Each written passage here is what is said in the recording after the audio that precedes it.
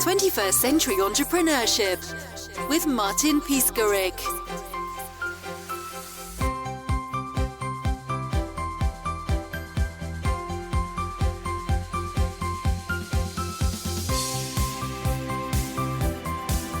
Kevin, hi, how are you today? Hi, Martin.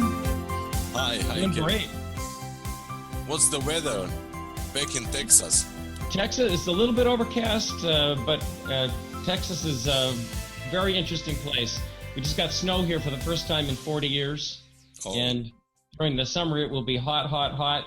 We love it here, though. Okay, that sounds very interesting. And actually, your whole personal and business journey was interesting as well. So if you can share with us something about you. Thank you. Well, I started way back in the day. I started getting a college degree in physics. I was always interested in the truths of the universe. What are the principles of that govern the laws of the universe, and finding out truth and so forth. Eventually, every good physicist needs to eat, and so I decided to go into the software industry. There was this new booming industry called the personal computer, and way back in 1984, I ended up in a trade show, walking the floors of that trade show, talking with the presidents of companies to see if I could get a job as a programmer. And I had a minor in computer science. Computers were fun. And ended up working at a company called WordPerfect Corporation. I was one of the first programmers hired there.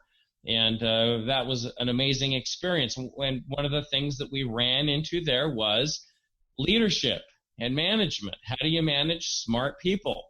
And I always wanted to start my own business. I really, really, really wanted to start my own business.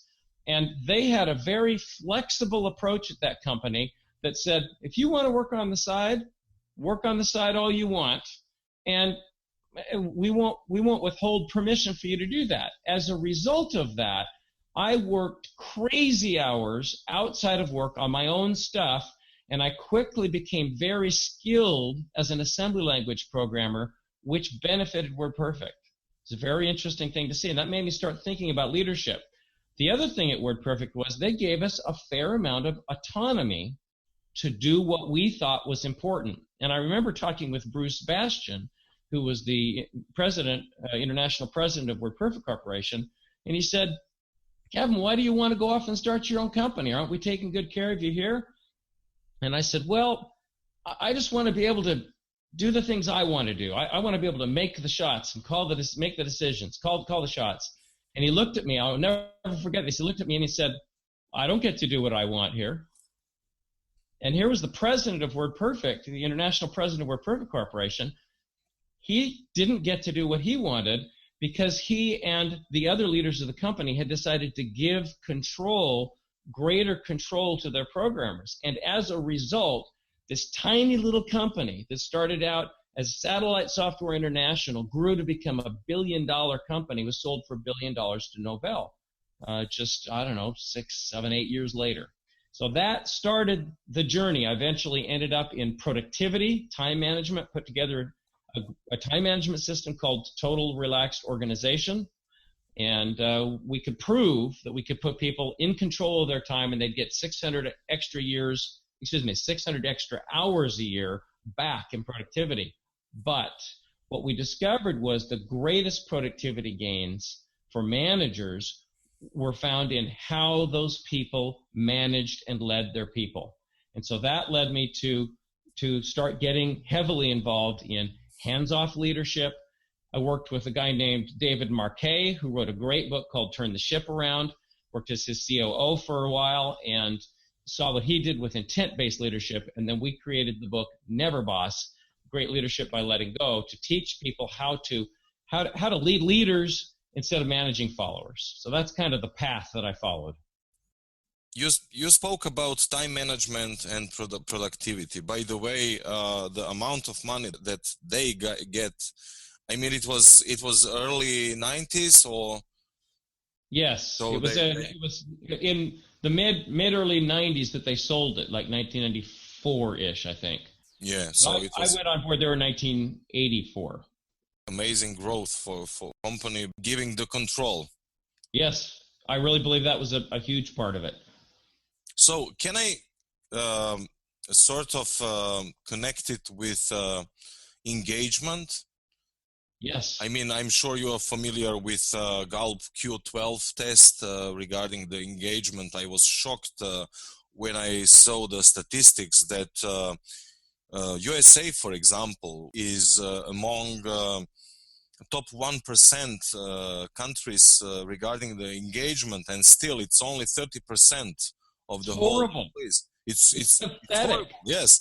So let's speak a little bit about the most important aspects of the personal and as well as business development. I mean, you wrote in your book about awareness, about transformation process. So Absolutely. Well, we have to, whenever you've got a problem, one of the things I learned in physics is you got to understand why it's really happening. Let's solve the actual problem. Let's not waste effort and energy trying to solve the wrong things. And in order to solve problems, well, you have to have fundamental principles. If you know the principles of what's going on, you can solve any problem in that area. So we need to look down to underneath. Why aren't people engaging? Because companies, they say, well, people aren't engaging. We must need an engagement program. We must need to tell people we want to hear their feedback and so forth. Well, it doesn't usually work. And this is why. If you look in Neverboss, if you look in the book, we have what's called a hands-off leadership roadmap. And that is also the same roadmap we use when we're going to transform an organization from top down to bottom up follower driven, where we're creating leaders instead of followers. And in that kind of a transformation, most companies will start with, what are the results we want? What do we want to build? How do we want to build it? What's our vision for this company? Where are we going? Okay, how are we going to focus on that? How are we going to build the capabilities to deliver that?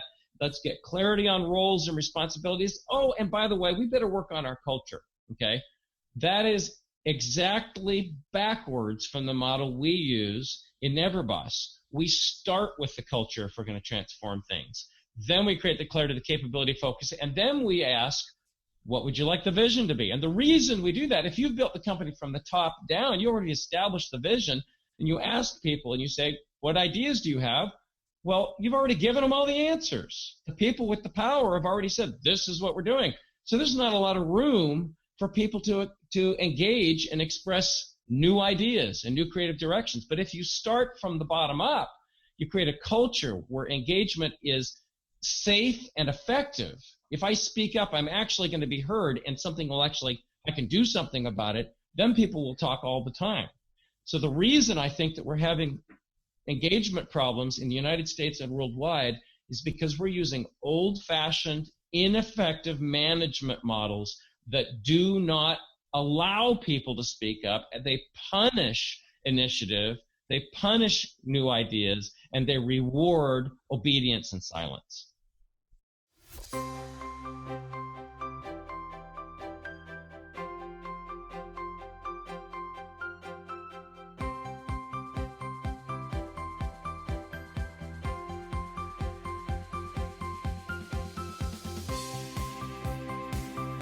So you say from the bottom up, engagement is actually effective. Does anything changed? I mean, are people today more? I mean, actually, you wrote something about that in your book as well. So is it about new level of awareness, of knowledge, of understanding, of? Okay, good question. How does it happen? Mm-hmm. If you want change to happen, you have to make it as simple as possible, and it has to immediately reward people. People have to hope for something. They have to be assured that they're actually going to get it, and you have to show them a simple path forward. If you do that, change will happen. So if you want engagement to happen in an organization, it's not just about awareness and so forth. You have to go to the root cause. And the root cause of not speaking up in an organization is fear. People don't speak up because they're afraid. They're afraid they'll sound dumb. They're afraid their boss won't like it. The boss is going to kill it anyway. All these things are reasons why people don't speak up. Eliminate the fear and give people actual authority and power to act. And you're not trying hard to change the culture of the organization. You are unleashing the floodgates of change in the organization because people want this. Dan Pink says in his book, Drive, he talks about Motivation 3.0. The new motivation is people want autonomy. They want to become masters at what they do. And they want a sense of purpose and relatedness to other people. You create an organization where there's no fear, and you give them an actual power and authority, and they'll do that. And as a result, they will speak up. So how do you create, the big question then is, how do you eliminate that fear? And there are certain things that cause that fear to be there, and there are simple changes that eliminate it. You've got to create a culture. First of all, you say, look, our new standard in this company is universal safety. And universal safety means mutual empathy, mutual respect, and mutual purpose. And notice, we're not saying the boss needs to feel safe. We're saying everyone needs to feel safe. Mutual respect, mutual empathy, mutual purpose. And then you give people accountability. And accountability doesn't mean I have to answer to the boss about whether or not I'm doing this. Everyone is accountable to everyone else in that company for that standard, regardless of title or position. And you see some great leaders doing this now. I believe Elon Musk said, look, if you think I'm wrong, not only may you speak up, you must speak up. And you can do it publicly. A lot of leaders are very uncomfortable with that. But when you make that safe and you model that behavior from the top down, everyone feels empowered, and it just unleashes the floodgates of change. I have actually two questions, and it's up to you how to organize the answer. First one is regarding triggers. So intrinsic versus, let's say, intrinsic versus external motivation factors. What's the ratio from your perspective? And the second question is, okay, you spoke about as simple as possible, so simple path. But what I found is beneath the simplicity, there is the whole book structure you have based on narrative style, left-right brain development, knowledge understanding application, as we use in Europe, back in Europe, as we call it Europe qualification framework, and you in States have similar. So that combination of those two topics, I think that could be very interesting. Great question. So let's start with, let's kind of give you the big picture here. The bottom line is, if anybody who listens to podcasts or a keynote address or a workshop or reads a book, you know what? You better walk away with something you can actually use, or it hasn't been useful for your time. So that's part of the goal for this session. Let's just not talk, theoreticals. Let's talk about some actual things you can do, like right now, to start making changes in your organization even before you read the book. Okay, so that's part of our goal here. And that was part of the goal in writing the book in the format it was written in. It is a story format, and there's a great YouTube video out there, the 3 best ways to start a talk or a speech. And one of the best ways to start, matter of fact, the best way is once upon a time, or equivalent words when you're talking to an adult. Let me tell you a story when you're talking to an adult audience, because your mind is ready then to hear something, to hear a story. Stories are interesting. We remember stories. And was it Confucius who was quoted as saying, if I hear, I forget.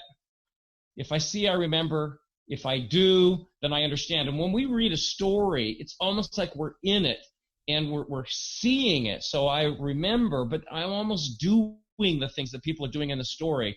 And that's kind of what you're talking about, how the story engages emotion if it's well written, and it also teaches principles. So you've got the left brain and the right brain working together. So we wanted to create that story that way.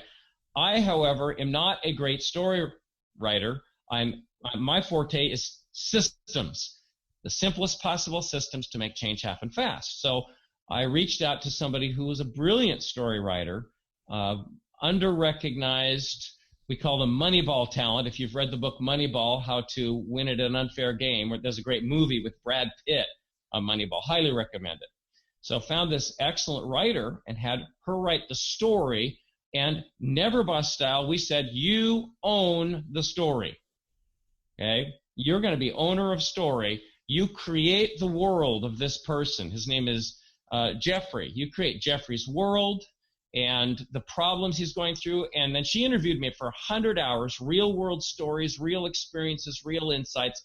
And she took all those experiences, changed the details so that to maintain privacy, and then wove them into this story that showed the transformation of a company and a leader from the beginning of trouble to success at the end, and it exactly parallels what we actually see in companies. So that was the objective of writing the book that way. And by creating a story and by having emotion, that kind of starts to tap into these internal triggers that you're talking about. You see something, you experience it, the story resonates with you, and you say, I want that. And then at the end of that chapter, it says, all right, here are some actions. This is what you can do to start making these changes immediately. So, for example, one of the first questions that we raise in the book is, if you want to lead leaders instead of managing followers, you have to create ownership in them, and they have to be taking initiative. Ownership is the holy grail of great leadership.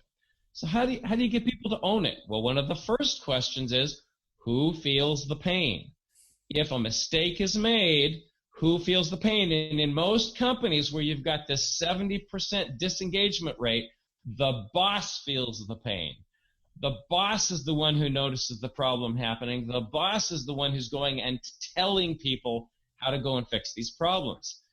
No wonder they're not engaged. If, however, when a customer complaint happened, it showed up right in the inbox of the person who actually delivered the service, they start to feel the pain. And the better half of that question is, who feels the reward? It's not just about feeling pain, it's about feeling a reward. Who feels the reward? When I first started work, I worked at an Arby's restaurant, and I worked super hard. And one day, one of the workers said, Kevin, did you see the customer comment card that was filled out? It has your name on it. And I thought, whoa, cool. Where is it? It's sitting on the manager's desk, and the manager's desk was right in the hallway. So I kind of walked past that desk and sneakily kind of looked down to see the card sitting there, and it said, you should be proud of Kevin. He shows great customer service. He was smiling. He was pleasant. He represents your organization. Well, I remember those words, and I thought, oh, this is great. My manager's going to talk to me about this. I waited, and I waited. The manager never told me about that card. So in the end, I was left thinking, maybe the manager doesn't like me. Maybe I'm not doing a good job. I don't know. But I wasn't allowed to feel the pain of my mistakes, and especially the reward, the fruits of my labors. So if you want people to start taking ownership in the company, great leaders ask great questions. Start asking questions and setting up the systems so they automatically feel the pain or automatically feel the reward of their actions. So that's an example of these kinds of triggers you're talking about, and the kind of systems. We're telling stories. We're teaching simple principles that resonate with people. They want it. That's internal. It's already in there. We're not trying to make them want something new. And then we show them a simple way forward to do it and simple systems to help them measure and determine whether they're succeeding.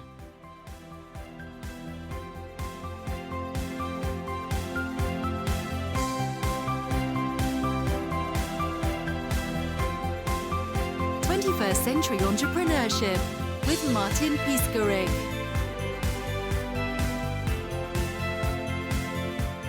What do you feel? What do you experience? What do you think? Is now the good time to, well, actually you have two two models correlate. You have the transformation model per se, so culture, and you have steps. So you have like transformation circles. Yeah.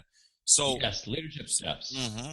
You mentioned the leadership steps and levels of initiative. Okay, so we got this transformation model, which shows you the big picture of how the whole organization is changing. And the foundation is we're creating a culture of hands-off leadership, where speaking up is safe, where taking action initiative is safe, okay?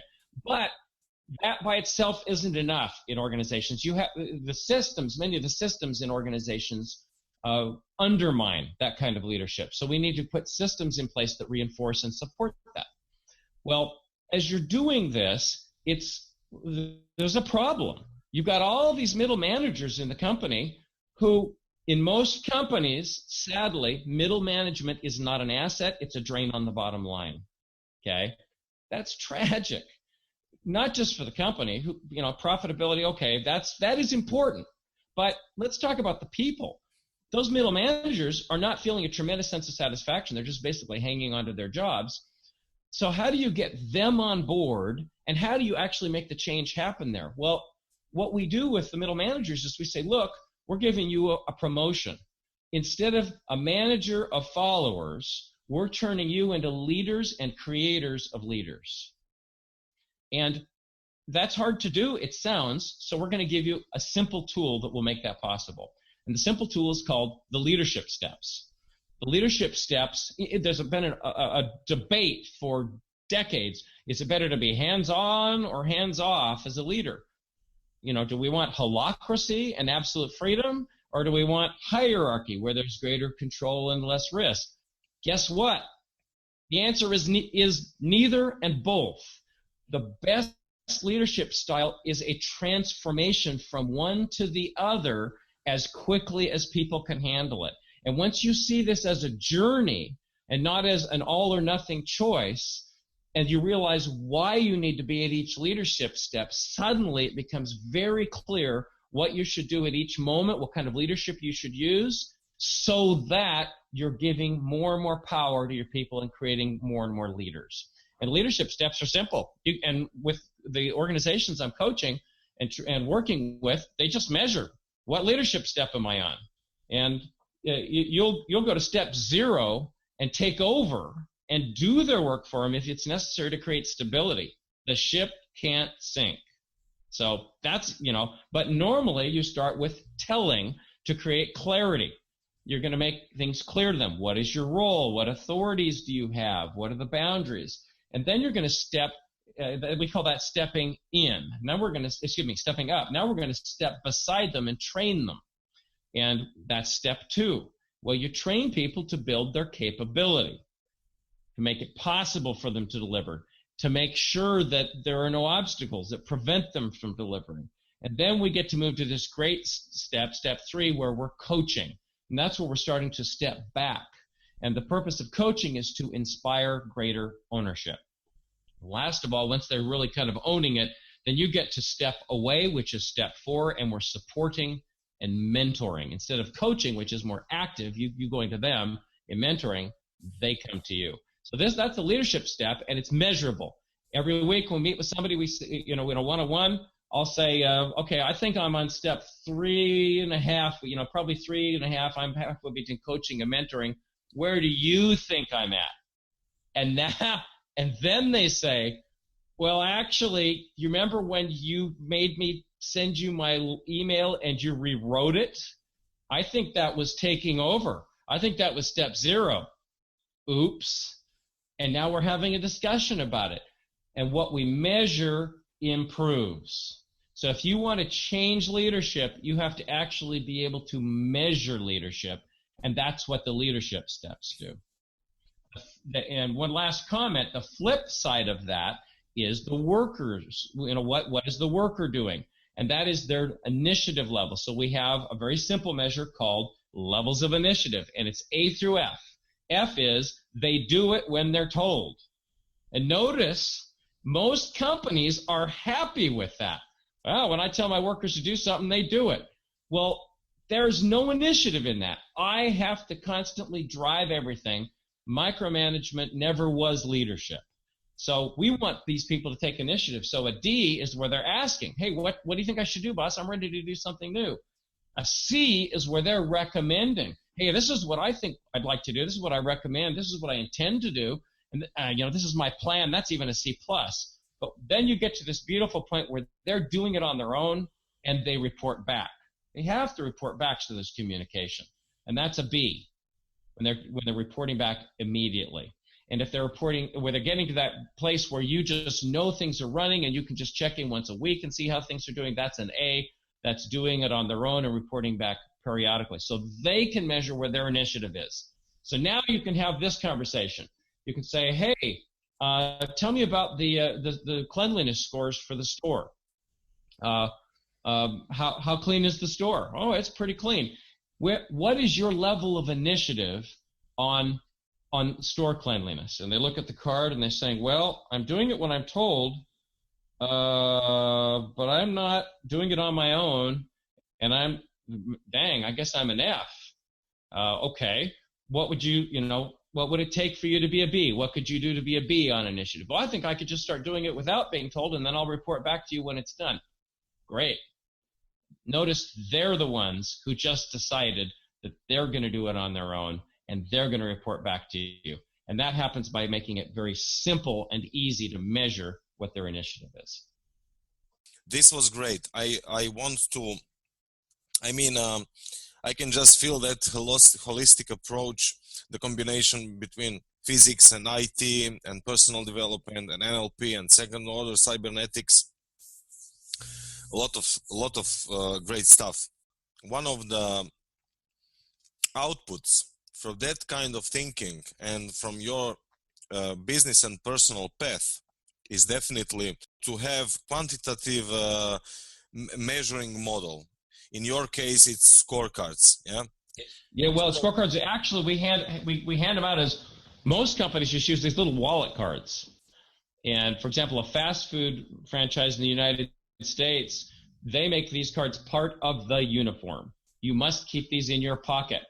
So at any time, the worker can say, boss, what leadership step do you want to be at right now? If they're stepping in or starting to give orders, what step do you want to be at right now? That's a great soft way. And the boss will suddenly say, oops, I want to be on coaching. Great. How can I help you get to coaching? Or the boss can say, what level of initiative you're at? And you can pull the card out and you can quickly see by comparing the words you're hearing with the words that are on the card where you're at. What you measure improves, and when you can engage on that measurement, it accelerates the improvement. Many of my clients are, these are part of the uniform. They'll attach the leadership steps to the name badge of the boss to remind the workers, hey, I want to be high up on the ladder, on the steps, and it encourages the discussion.